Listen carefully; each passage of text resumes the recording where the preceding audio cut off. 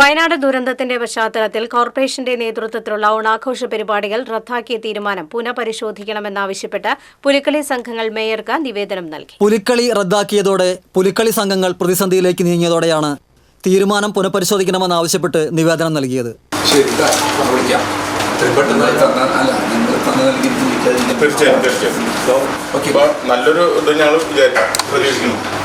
പുലിക്കളിക്കായി പല സംഘങ്ങളും നേരത്തെ തന്നെ ഒരുക്കങ്ങൾ ആരംഭിച്ചിരുന്നു. പുലിമുഖങ്ങളുടെ നിർമ്മാണവും പുലികളുടെ വസ്ത്രങ്ങളുടെ നിർമ്മാണവും കഴിഞ്ഞു.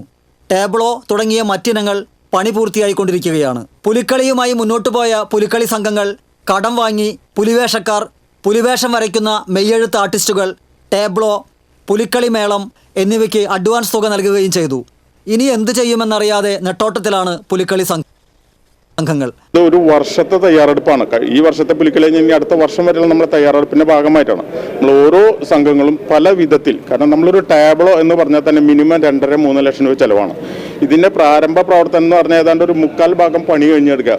ഒരു 10-25-30 അടി വലിപ്പമുള്ള ഓരോ ഷെഡുകളൊക്കെ ഓരോ പ്രദേശത്ത് ഒരു സ്വകാര്യ വ്യക്തികളുടെ സ്ഥലത്ത് ഷെഡ് കെട്ടി അതിൻ്റെ ഉള്ളിൽ ഇതിൻ്റെ പണികൾ നടന്ന് ഇതിനി അടുത്ത വർഷം വരെ നമുക്ക് വെച്ചിട്ടിരിക്കാൻ പറ്റില്ല.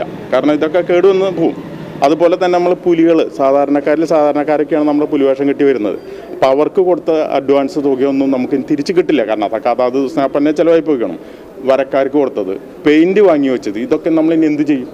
അപ്പോൾ നമ്മൾ രജിസ്ട്രേഷൻ നടത്തുന്നത് നമ്മുടെ ഈ ദുരന്തത്തിന് ശേഷമാണ്. അന്നേരമെങ്കിലും നമ്മുടെ അടുത്ത് 10 ദിവസം കഴിയട്ടെ നമുക്കൊന്ന് ആലോചിച്ച് ചെയ്യാം എന്നൊരു ഇത് പറയുകയാണെങ്കിൽ ഞങ്ങൾ അന്ന് ഇത് ചെയ്യുന്ന സമയത്ത് ഇതിനെക്കുറിച്ചൊരു ധാരണയില്ലാത്തതുകൊണ്ട് ഞങ്ങൾ വീണ്ടും അഡ്വാൻസുകളും കാര്യങ്ങളും കൊടുക്കുകയും പ്രവർത്തനമായിട്ട് മുന്നോട്ട് പോവുകയാണ് ഓരോ ടീമും ചെയ്തത്.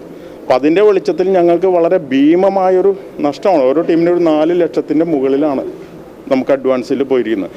ഇത്തവണ 9 ടീമുകളാണ് രജിസ്റ്റർ ചെയ്തിരുന്നത്. കോർപ്പറേഷന്റെ ഭാഗത്തു നിന്നും അനുഭവപൂർണമായ സമീപനം ഉണ്ടാകണമെന്ന് പുലിക്കളി സംഘങ്ങൾ നിവേദനത്തിൽ ആവശ്യപ്പെട്ടു. ആലോചിച്ച് തീരുമാനമറിയിക്കാമെന്ന് മേയർ അറിയിച്ചു. അതേസമയം കഴിഞ്ഞ ദിവസം ഒരു വിഭാഗം കുമ്മാട്ടി കൂട്ടായ്മ യോഗം ചേർന്ന് ഓണാഘോഷത്തോടനുബന്ധിച്ചുള്ള കുമ്മാട്ടിക്കളി നടത്താൻ തീരുമാനിച്ചിരുന്നു.